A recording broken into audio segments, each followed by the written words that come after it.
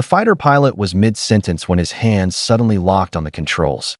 His breathing changed, his voice cracked, and the cockpit went dead silent. Because the name flashing on his screen was not supposed to be on a civilian plane. Down below, at 37,000 feet, sat a woman no one had noticed. No uniform, no security detail, no sign she mattered at all.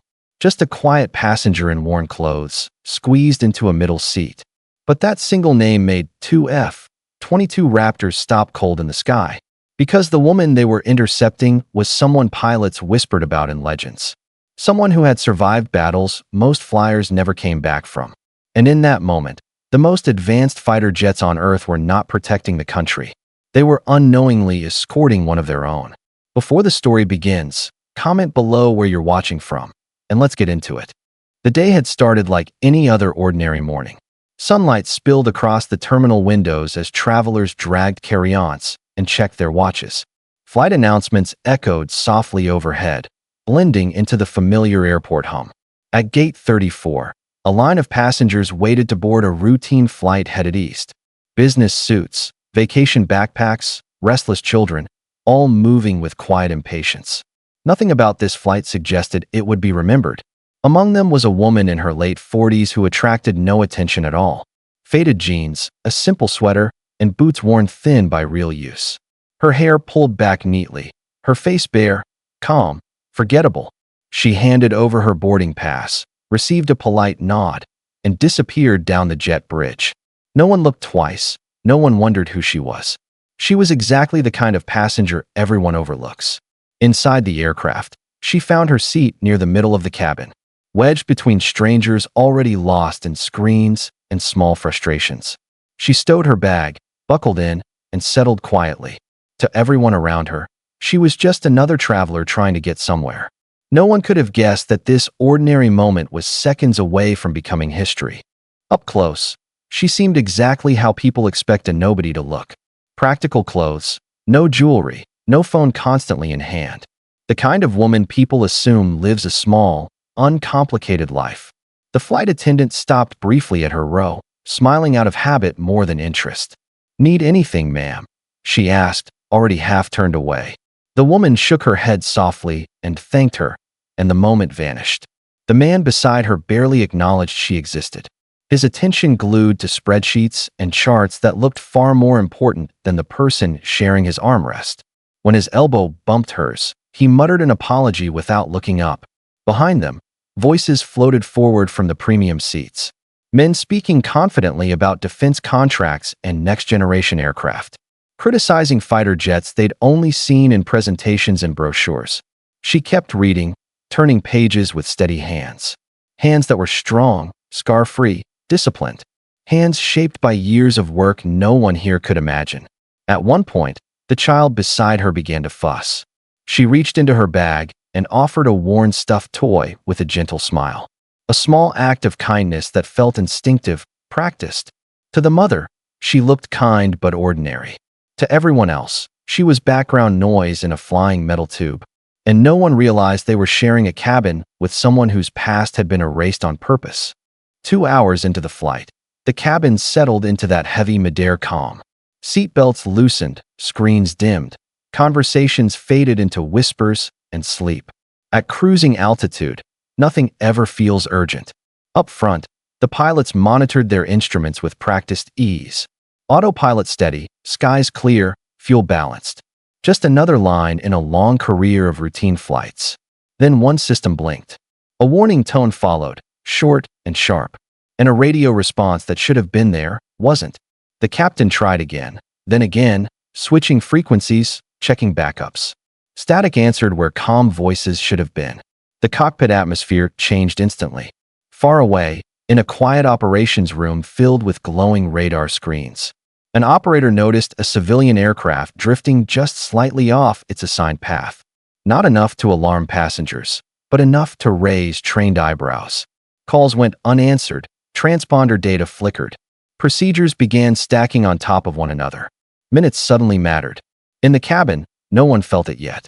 But the invisible safety net surrounding the aircraft had begun to tighten. And once that process starts, it never moves backward. The alert sounded without warning. A sharp, unmistakable tone that meant one thing and one thing only. This was no drill. In a secured military facility miles away, two pilots were already moving. Cards left on the table, conversations cut short. Training took over before thought could catch up. Orders came fast and without emotion. Unknown aircraft, loss of contact, potential threat. Intercept and identify. Within seconds, helmet visors lowered and oxygen lines snapped into place. Engines screamed awake, shaking concrete and nerves alike. The most advanced fighter jets on Earth rolled toward open sky. These aircraft were built for moments like this, designed to appear without warning and leave no room for mistakes. And now they were climbing hard, slicing through clouds at impossible speed. Up in the passenger cabin, coffee cups rattled softly. Seatback screens glowed, unaware of what was happening behind the scenes. No one sensed that invisible lines had been crossed. Because when fighters are launched toward a civilian plane, it means someone, somewhere, believes lives could be at risk. And once that decision is made, every second becomes unforgiving. The first hint came as a shadow, a sharp shape sliding across the wing, moving too fast to be a cloud. Then the metal appeared, close, silent, unreal. A gray fighter jet holding position just outside the window, so near that its pilot was clearly visible behind the glass. Gasps rippled through the cabin like a wave. Phones rose instinctively. Voices climbed, fear mixed with disbelief. This was no air show and no coincidence. In the cockpit, the airline captain felt his stomach drop. Fighter escorts meant the situation had escalated beyond paperwork and radio checks. Someone had labeled their aircraft a possible danger. Passengers leaned into the aisle, whispering worst-case scenarios. Words like hijacking and emergency floated between rows. Panic began searching for a place to land. The woman in the middle seat didn't look surprised. She didn't rush to the window or reach for her phone. Her shoulders stayed relaxed, her breathing steady.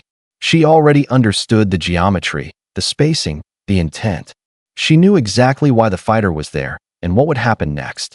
While everyone else saw chaos, she saw procedure unfolding. There were no words exchanged, only movement, angles, and intent. A silent conversation happening at hundreds of miles per hour. The fighter eased forward, then banked slightly. A deliberate gesture meant to be followed, not questioned. The civilian aircraft responded, turning gently as instructed. Inside the cockpit, hands tightened on the controls. Every decision now carried weight measured in lives. Without radios, without reassurance, only trust and training. The sky grew busier as another fighter slid into position on the opposite wing. The airliner now boxed in by precision and power. 3 aircraft moving as one. Below them, the ground prepared. Runways cleared, emergency vehicles lined up like soldiers. Red lights flashing, waiting for an outcome no one could predict. The plane began its descent through layers of cloud. The horizon tilting, the earth rising faster than usual. Passengers fell quiet, gripping armrests. Through it all, the woman remained composed, eyes tracking speed and angle by instinct alone. She knew this phase was about discipline, not fear. The plane came to a complete stop far from the terminal. Engines wound down, and the cabin filled with a strange, heavy silence. The kind that follows danger when no one is sure it's really over yet. Moments later, unfamiliar figures climbed the stairs. Dark jackets, clipped movements, eyes scanning every row. Authority without raised voices. Passengers were questioned one by one. Names checked, IDs reviewed, short answers scribbled and cleared. Tension slowly loosening as each row passed without issue. Then they reached her. The agent barely glanced at her at first, already reaching for routine questions, until he looked down at the card in his hand. He stopped breathing for a moment, looked at the name, then at her face, then back again, as if reality had slipped out of alignment. His posture changed instantly. Respect replacing routine, urgency replacing boredom. He stepped back without a word and called for someone higher. Whispers followed, phones came out, doors closed nearby. And when senior officials approached her seat, their tone was no longer casual. It was careful, measured, almost reverent. That was the moment the truth surfaced. The ordinary passenger, the overlooked woman, was the reason hardened pilots froze in the sky when they heard her name.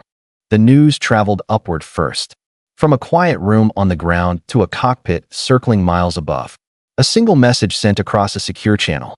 When the fighter pilots heard the name, the reaction was instant. Hands went still, breathing slowed, disbelief filled the silence. They hadn't escorted a threat, they'd guarded a legend. Below, the cabin slowly absorbed what had just happened. Passengers replayed every moment in their minds. Every glance they hadn't given, every assumption they'd made. The man who never looked up now couldn't stop talking, trying to explain away his earlier indifference with nervous laughter. Others stared quietly, embarrassed by their own conclusions. Phones buzzed as fragments of the story escaped into the world. Posts spread, screenshots multiplied, headlines began forming. But the woman avoided all of it. She moved through the process calmly, declining attention, declining praise, as if this revelation was an inconvenience rather than a triumph. To her, it was just another unexpected mission ending. By the time the passengers were released, the story had already outgrown the terminal, and nothing about that flight would ever feel ordinary again. She didn't leave with applause or flashing cameras. She walked out the same way she walked in, steady, quiet, unnoticed by most. Later that night, surrounded by people who truly knew her past, there were no speeches, no introductions, no explanations needed. Only nods, smiles, and stories shared between those who had earned them. Miles away, two fighter pilots sat in silence after landing, not talking about speed or tactics, but about humility, discipline, and what real excellence looks like. Back in the cabin of memory, passengers would replay that day for years, remembering the fear, the jets, the shock, and slowly realizing how wrong their first impressions had been. Because the strongest lesson from that flight wasn't written in headlines. It was written in quiet behavior, calm control, and dignity under pressure. True greatness doesn't announce itself. It doesn't dress for attention or ask to be seen. It sits quietly in the middle seat and does the right thing when it matters most.